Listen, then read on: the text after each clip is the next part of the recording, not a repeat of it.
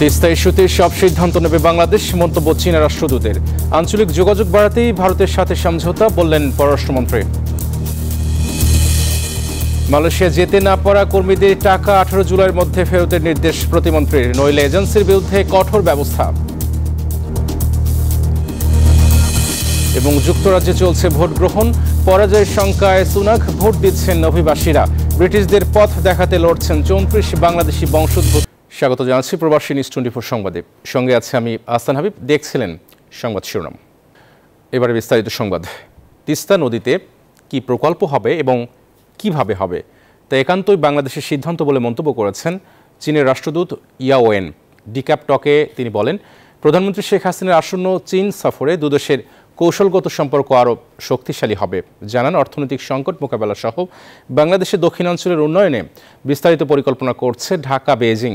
ব্রহ্মপুত্র অববাহিকায় বন্যার আগাম খবর জানতেও তথ্য বিনিময় করবে দুই দেশ। বর্ষায় উপচে পড়া জলে বন্যা, শুকনো মৌসুমে আবার সেচের অভাবে কৃষকের হাঁসফাঁস। এই বাস্তবতা মাথায় নিয়েই তিস্তা নদীতে মহাপরিকল্পনা করে বাংলাদেশ। বছর দুয়েক আগে ঢাকার অনুরোধে প্রস্তাব পাঠায় চীন, হয় সম্ভাব্যতা যাচাইও, এরপর আর এগোয়নি প্রকল্প। সম্প্রতি তিস্তা প্রকল্পে অর্থায়নের প্রস্তাব এসেছে ভারতের তরফ থেকেও। দিল্লি, বেইজিং দুই প্রস্তাবই এখন মিলিয়ে দেখছে ঢাকা। আলোচনায় আছে তিন দেশের যৌথ উদ্যোগও। তবে এক্ষেত্রে সিদ্ধান্ত যে একান্তই বাংলাদেশের তা সাফ জানিয়ে দিলেন চীনের রাষ্ট্রদূত ইয়াও ওয়েন। বৃহস্পতিবার সকালে জাতীয় প্রেস ক্লাবে কূটনৈতিক সাংবাদিকদের সংগঠন ডিপ্লোম্যাটিক করেসপন্ডেন্স অ্যাসোসিয়েশন বাংলাদেশ ডিক্যাপ টকে অংশ নেন তিনি। প্রারম্ভিক বক্তব্যে বাংলাদেশকে চীনের অন্যতম বিশ্বস্ত বন্ধুরাষ্ট্র উল্লেখ করে ইয়াও ওয়েন বলেন, 5টি ভিত্তির ওপর বাংলাদেশ চীনের কূটনৈতিক সম্পর্ক এগিয়ে যাচ্ছে। প্রধানমন্ত্রী শেখ হাসিনার আসন্ন চীন সফরে শীর্ষ রাজনৈতিক নেতৃত্বের বোঝাপড়া আরও শক্ত হবে।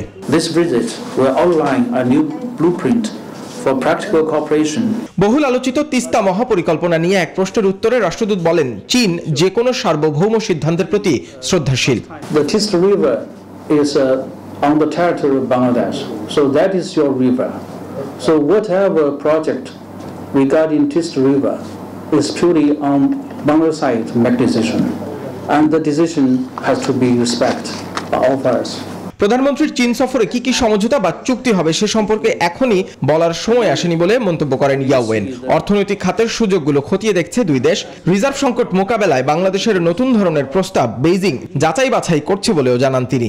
We discussed a lot for cooperation, infrastructure, in digital economy, investment, in free trade, in export mango to China. All of these will be breakthrough in terms of our economic cooperation and for the future development of Bangladesh.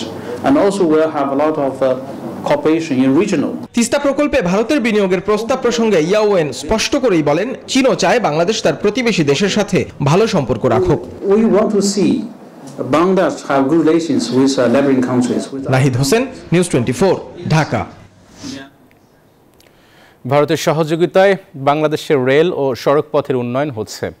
যোগাযোগ বাড়ানোর জন্যই সমঝোতা সই করা হয়েছে বলে মন্তব্য করেছেন পররাষ্ট্রমন্ত্রী ডক্টর হাসান মাহমুদ। সকালে জাতীয় প্রেস ক্লাবে সাপ্তাহিক গণবাংলা ও বাংলাদেশ স্বাধীনতা পরিষদ আয়োজিত এক আলোচনা সভায় এ কথা বলেন মন্ত্রী। বলেন, বাংলাদেশ ভারত ইস্যুতে মানুষকে বিভ্রান্ত করার চেষ্টা করছে বিএনপি। শুধুমাত্র ভারতের সাথে নয়, আমরা কানেক্টিভিটি, রিজিওনাল কানেক্টিভিটি আমরা শুরু করেছি। বাংলাদেশ থেকে গাড়ি যাবে নেপালে, বাংলাদেশ থেকে গাড়ি যাবে ভুটানে, ভারতের উপর দিয়ে। তো ভারতের উপর দিয়ে যদি আমাদের দেশে আসতে পারে, তাহলে ভারতের পণ্য আমাদের দেশ দিয়ে, ভারতের যাত্রী আমাদের দেশ দিয়ে যাওয়ার ক্ষেত্রে আমরা বাদশাদি। মালয়েশিয়া যেতে না পারা কর্মীদের 18 জুলাইয়ের মধ্যে টাকা ফেরত দেওয়ার নির্দেশ দিয়েছেন প্রবাসী কল্যাণ প্রতিমন্ত্রী। টাকা ফেরত না দিলে সংশ্লিষ্ট এজেন্সির বিরুদ্ধে কঠোর ব্যবস্থা নেওয়ার হুঁশিয়ারিও দেন তিনি। এছাড়া আগামীতে মালয়েশিয়া অথবা অন্য কোনো শ্রমবাজার খুললে আটকা পড়া প্রায় 18,000 কর্মীকে অগ্রাধিকার ভিত্তিতে পাঠানো হবে বলেও জানান তিনি। গেল ৩১ মে বাংলাদেশ সহ ১৪টি দেশের সাথে শ্রমিক নেয়ার চুক্তি শেষ হয় মালয়েশিয়ার। আর এতে কাগজপত্র হওয়ার পরেও বাংলাদেশে আটকা পড়েন অন্তত ১৭,৭৭৭ জন মানুষ। এত মানুষ বিদেশে না যেতে পারার কারণ এবং তাদের আর্থিক ক্ষতিপূরণ আদায়ের লক্ষ্যে প্রবাসী কল্যাণ মন্ত্রণালয় গঠন করে তদন্ত কমিটি। ২৩ জুনের মধ্যে তাদের প্রতিবেদন দেওয়ার কথা ছিল। প্রবাসী কল্যাণ প্রতিমন্ত্রী জানান, প্রায় ১৮,০০০ শ্রমিক মালয়েশিয়া যেতে না পারার পেছনে সিন্ডিকেটের সব এজেন্সিরই দায় রয়েছে। তাই আটকে পড়া শ্রমিকদের সবার টাকা প্রমাণ সাপেক্ষে ফেরত দেওয়ার নির্দেশ দিয়েছেন তিনি। যারা বিদেশে যাওয়ার জন্য টাকা দিয়েছে তারা যাতে যার কাছে টাকা দিয়েছে তাদের সাথে যোগাযোগ করলে ইনশাল্লাহ টাকা পাবে। যদি টাকা না পায় তাহলে যে দিবে না তাদের বিরুদ্ধে আইনানুগ ব্যবস্থা। প্রতিমন্ত্রী আশ্বাস দেন, আগামীতে মালয়েশিয়া সহ যেই শ্রমবাজারই খুলবে সেখানে এই ক্ষতিগ্রস্তদের অগ্রাধিকার ভিত্তিতে পাঠানো হবে। আমাদের মূল উদ্দেশ্য হলো কি মানুষের টাকা ফেরত দেওয়া। মূল উদ্দেশ্য হলো কি মানুষগুলোকে আবার মালয়েশিয়া হোক অন্য দেশে হোক তাদেরকে আমরা কর্মসংস্থানের ব্যবস্থা করে দেওয়া। মালয়েশিয়া যেতে না পারা শ্রমিকদের মধ্যে এখন পর্যন্ত প্রায় ৩,০০০ অভিযোগ মন্ত্রণালয়ে জমা পড়েছে। আমরা সবাই নাইম আলচিকো, নিউজ 24, ঢাকা। যুক্তরাজ্যের সাধারণ নির্বাচনে চলছে ভোট গ্রহণ।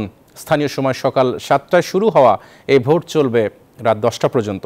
যুক্তরাজ্যের ৪ রাজ্য ইংল্যান্ড, স্কটল্যান্ড, ওয়েলস ও নর্দার্ন আয়ারল্যান্ড মিলে ৬৫০টি সংসদীয় আসনে ৪.৫ কোটির বেশি ভোটার রায় দিচ্ছেন।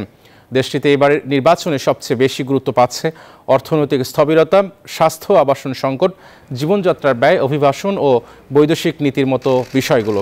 এবারের নির্বাচনে ক্ষমতাসীন কনজারভেটিভ পার্টির ভরাডুবির আশঙ্কা করছেন বিশ্লেষকরা। সংখ্যাগরিষ্ঠতা পেতে পারে বিরোধী নেতা কেইর স্টারমারের দল labour party.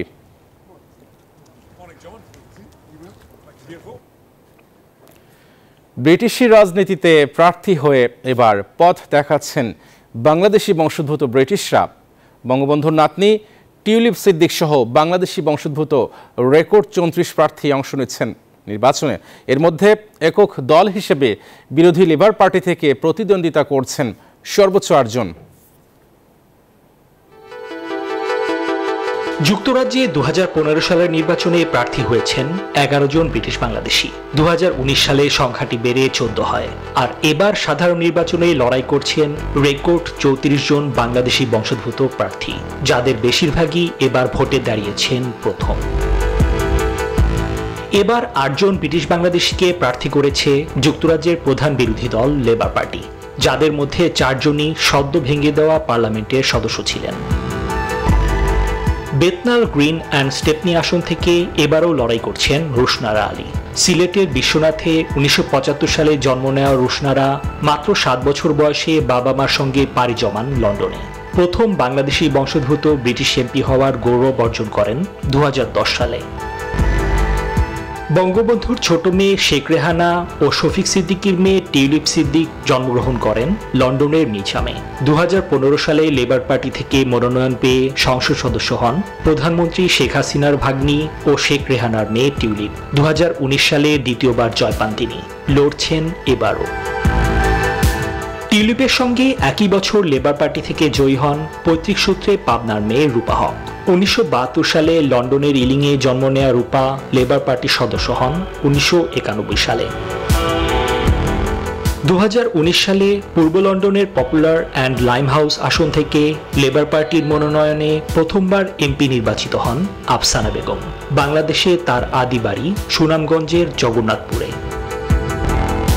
Labour party Rumi চৌধুরীকে প্রার্থী করেছে উইথাম আসনে। সাউথ নর্থহ্যাম্পটনশায়ারে দাঁড় করিয়েছে রুফি আশরাফকে।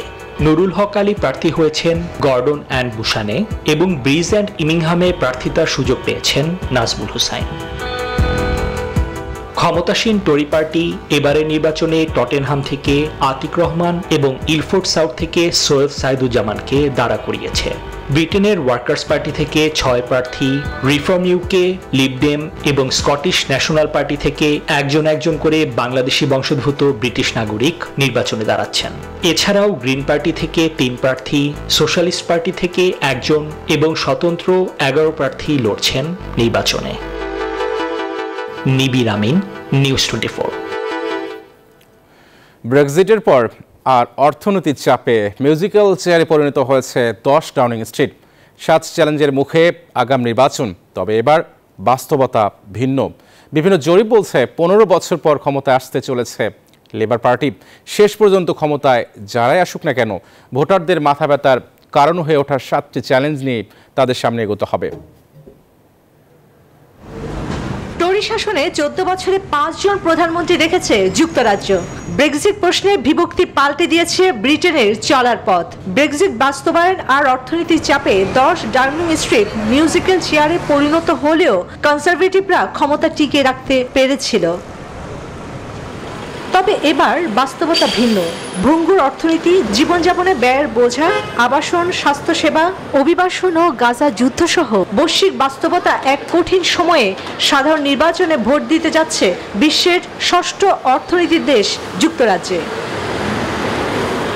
প্রায় 1.5 মাস ধরে 95টি দল ও স্বতন্ত্র মিলে রেকর্ড 4515 প্রার্থী অর্থনীতিতে সংস্কারের প্রতিশ্রুতি দিয়ে ভোটারদের মন জয় করার চেষ্টা চালিয়েছেন লেবার ও কনজারভেটিভ পার্টি সহ ছোট দলগুলো। সব জরিপের ফলাফলে ক্ষমতায় ফেরার সুযোগ পাচ্ছে কিয়ার স্টারমারের দল লেবার পার্টি। অন্যদিকে 3 জুলাই নিজ দলেরই মন্ত্রীর অনিবার্য পরাজয় স্বীকার করে নেয়ার ঘটনায় পরাজয়ের আগে হেরে যাওয়া কনজারভেটিভ পার্টি শেষ মুহূর্তে যেন মুখ রক্ষার দিকে মনোযোগ দিয়েছে। টানায় 14 বছর ক্ষমতায় থাকা দলটির বর্তমান প্রধানমন্ত্রী ঋষি সুনাক বলেছেন, শেষ ভোটের দিকেও তাকিয়ে থাকবেন তিনি। শেষ পর্যন্ত ক্ষমতায় যারাই আসুক না কেন, ভোটারদের মাথা ব্যথার কারণ হয়ে ওঠা 7টি চ্যালেঞ্জ নিয়েই তাদের সামনে এগোতে হবে। গত 22 মে হঠাৎ করেই আগাম নির্বাচনের ঘোষণা দিয়ে চমক সৃষ্টি করেন যুক্তরাজ্যের ইতিহাসে প্রথম ভারতীয় বংশোদ্ভূত এবং সে দেশের হিসাবে শতাব্দীর সর্বকনিষ্ঠ প্রধানমন্ত্রী ঋষি সুনাক। চন্দ্রা, নিউজ 24। প্রধানমন্ত্রী শেখ হাসিনা প্রবাসীদের পাশে সবসময় আছেন বলে জানিয়েছেন ইতালির রোম সফররত ত্রাণ ও দুর্যোগ মন্ত্রণালয়ের সংসদীয় কমিটির সদস্য আশরাফুন্নেসা এমপি। রোমে আওয়ামী লীগের সংবর্ধনায় তিনি কথা বলেন।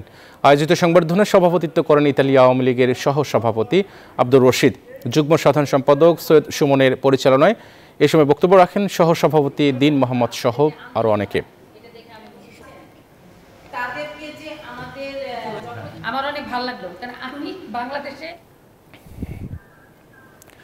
বাংলাদেশি কমিউনিটি অ্যাসোসিয়েশন তুলুজ ফ্রান্সের উদ্যোগে ঈদ পুনর্মিলনী অনুষ্ঠিত হয়েছে। প্রবাসীদের অংশগ্রহণে ব্যাপক উৎসাহ উদ্দীপনায় অনুষ্ঠানের স্থল হয়ে ওঠে একখণ্ড বাংলাদেশ। সংগঠনের প্রতিষ্ঠাতা সভাপতি ফখরুল আকম সেলিমের সভাপতিত্বে আমিনুর রহমান ও বিপ্লবের যৌথ সঞ্চালনায় এতে প্রধান অতিথি ছিলেন তুলুজ মিউনিসিপ্যালের ডেপুটি মেয়র দিজলালি লাহিয়ানি। বিশেষ অতিথি ছিলেন আয়েবা মহাসচিব কাজী ইনায়েতুল্লাহ, নটরডেম কলেজের প্রভাষক ব্রাদার নির্মল।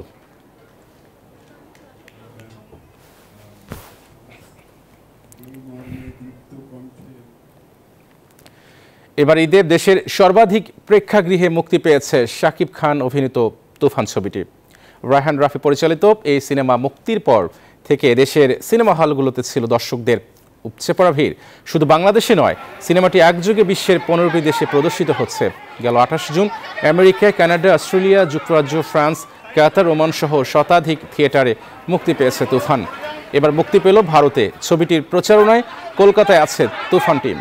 টানা কয়েকদিন তারা সেখানে প্রচারণায় অংশ নেবেন বলে জানিয়েছেন সংশ্লিষ্টরা। অ্যাকশন ধাঁচের এই সিনেমায় শাকিবের বিপরীতে অভিনয় করেছেন ঢাকার মাসুমা রহমান নাবিলা ও কলকাতার মিমি চক্রবর্তী। 90 দশকের একজন গ্যাংস্টারের ভূমিকায় দেখা যাবে শাকিব খানকে। এতে অভিনয় করেছেন চঞ্চল চৌধুরী, মিশা সওদাগর, শহীদুজ্জামান সেলিম, সালাউদ্দিন লাভলু সহ আরও অনেকে।